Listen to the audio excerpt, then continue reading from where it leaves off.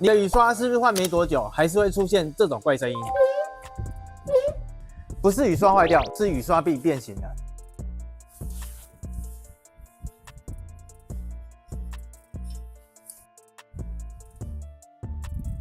你看，这个雨刷臂它已经斜掉变形了，所以要把它矫正回来。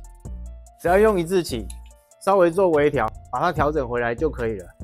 调整成这样平的就 OK 了。你听，